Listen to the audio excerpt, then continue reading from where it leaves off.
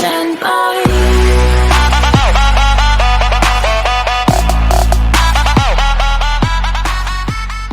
Been working in a garage for 2 years.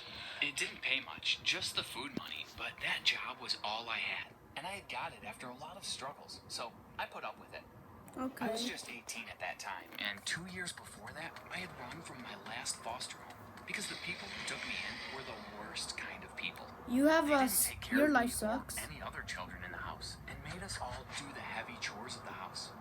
It was clear that they only did the fostering job for the money, so I had no choice but to run away. And ever since, I had been working hard to make it every other day with that job, and I was grateful. However, my life was not always like that. Not when my parents were still alive. But before we move on, like this video, hit that subscribe button Nope, and I activate the won't. notification bell. I'm not and gonna you hit will that get subscribe $1,000 button. in the next 9 hours. Hey Trust me, guys, it works. I'm I was reacting such to a happy child, story especially video because my parents for took such all good of care you. me. We lived in a small house, but they still gave me everything I needed and asked for. My dad would always ask me to help him around with cars he brought home to fix, which was more looking at what he does than helping, but we got to spend time together that way. But everything changed one day when I was 9. I was in my school waiting for my parents to pick me up, but they never came. Grade 4. Instead, some police officers came and took me in their car That's and explained bad. to me how their car was in an accident and they were never coming back.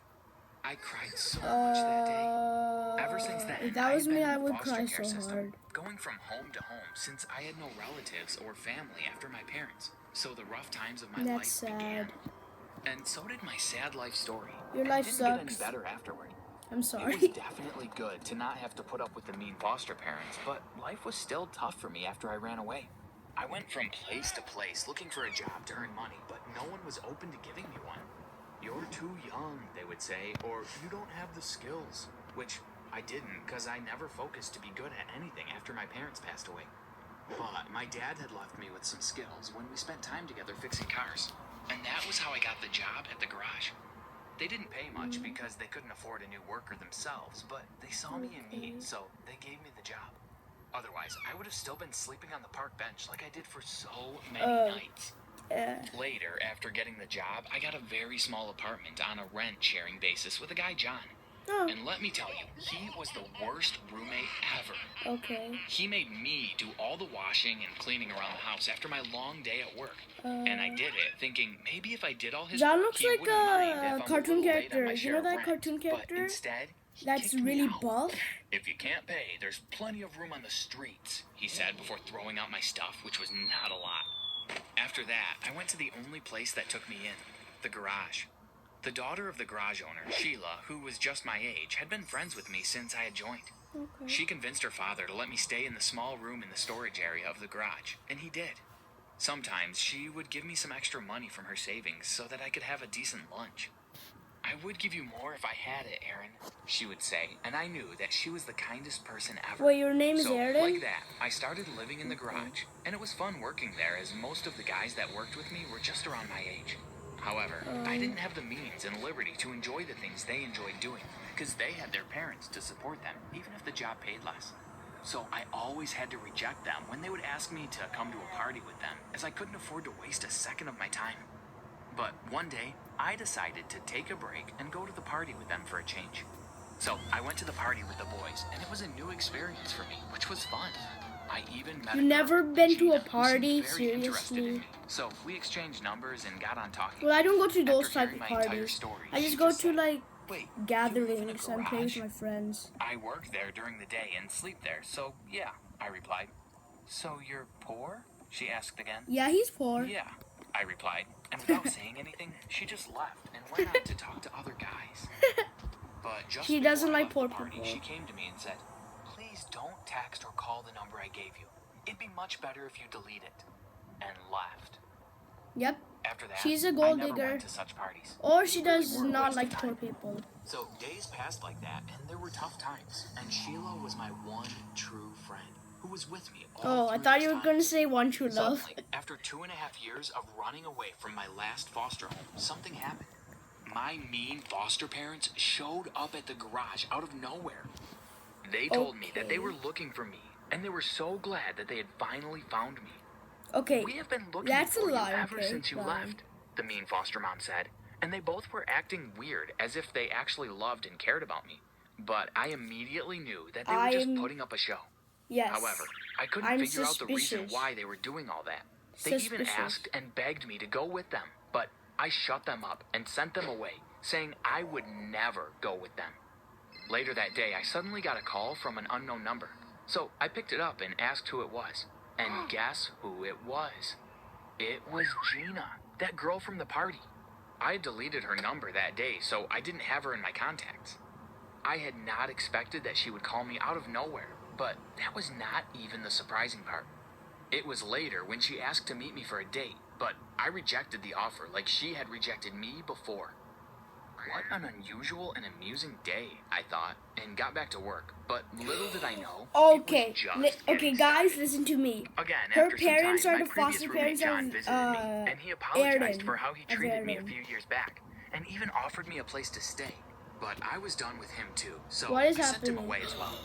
After that, Oh, this I is the couldn't focus on my billionaire work, as I was part. left wondering why all of a sudden all the people who had ever done me wrong in the past were acting all nice and trying to win me over.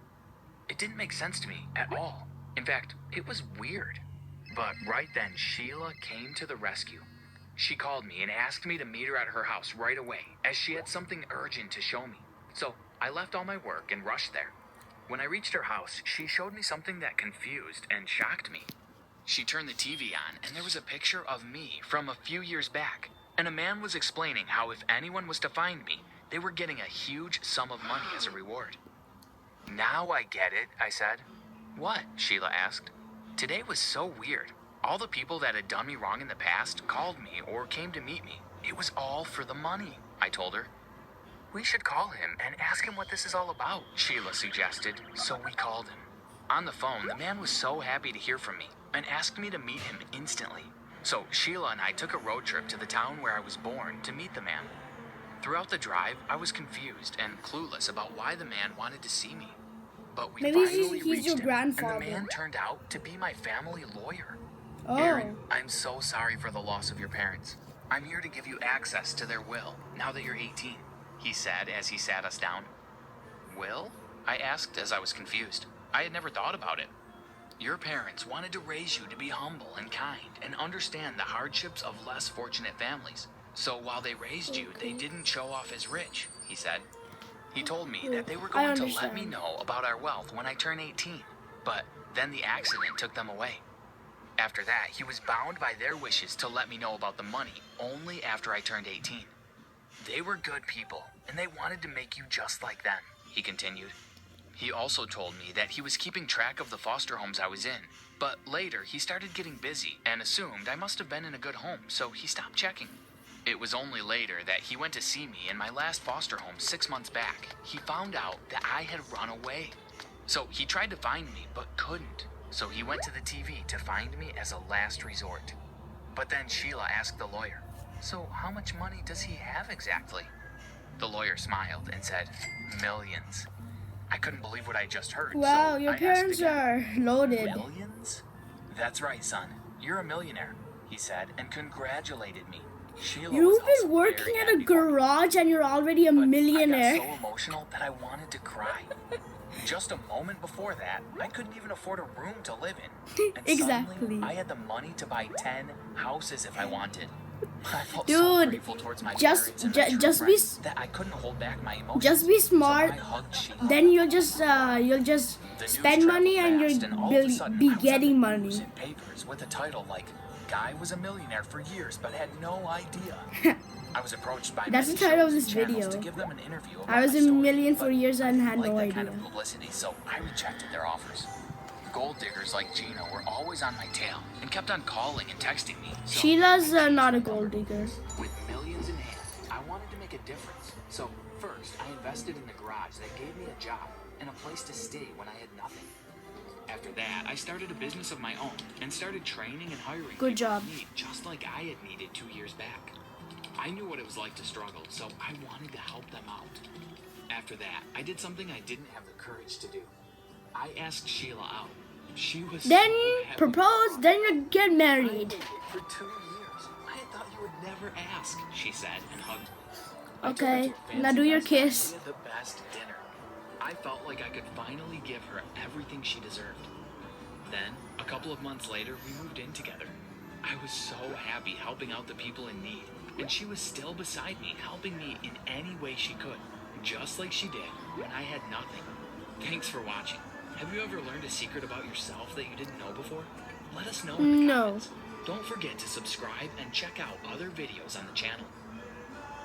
Okay. Okay, so that's it. Make sure to like, subscribe, comment down below if you like this reaction video, and you get a full tour of my handsome face. Okay.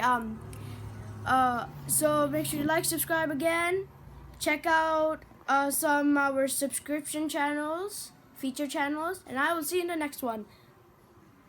And I will see you in the next one. Bye.